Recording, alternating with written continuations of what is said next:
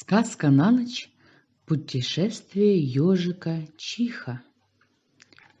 Автор Ирис Ревью. Читает Ольга Костев.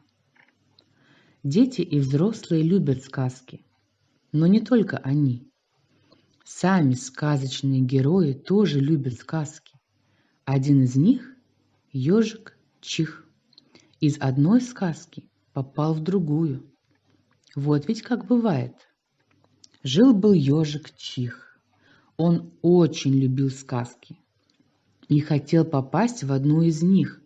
Он часто представлял себя в какой-нибудь сказочной стране. Чих придумывал, какие испытания выпадут на его долю и как он их с честью выдержит. Ведь он такой умный и смелый. Сосед ежика, Сурок Жим, нередко наблюдал, как ежик ловко сражался с кем-то невидимым. Он быстро махал хвоинкой, напоминающей шпагу. Потом ловко сворачивался в плотный клубок, как оказался в каком-то удивительном месте. «Это сказочная страна», — обрадовался ежик Чих. А понял он это потому, что увидел серых мышей в золотистых нарядах. Самой заметной была мышь с цветочной брошкой. «Обычные мыши так не наряжаются», — подумал ежик Чих. И вообще, все в этом чудном месте было необычно. Деревья были удивительно правильной формы, а цветы были больше деревьев. Чих приветливо поздоровался с мышами, а мышке с цветочной брошью потихонечку сказал, что он потомок королевских ежей с золотыми колючками. Зачем он сказал это, он и сам не знал. Он был обычным серым ежиком, и его родители к королям и королевам не имели никакого отношения, но ему так хотелось быть важным. Мышь с цветочной брошью кивнула ему и уже готова была идти дальше, как вдруг остановилась и сказала: «Ты пришел за приключениями, Чих?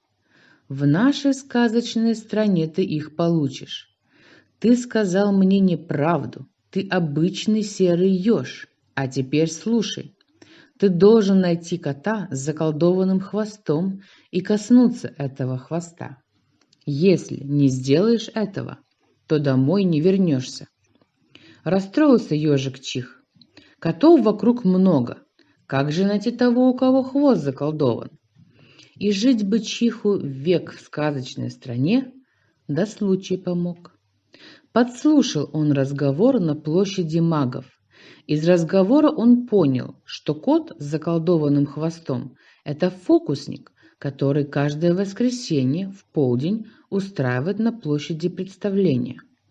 В ближайшее воскресенье Чих побывал на выступлении этого фокусника.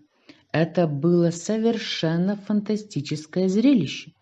Кот с заколдованным хвостом превратился в слона, а слон пел, как соловей. Чиху настолько понравилось выступление фокусника, что он поначалу даже забыл, зачем пришел на представление.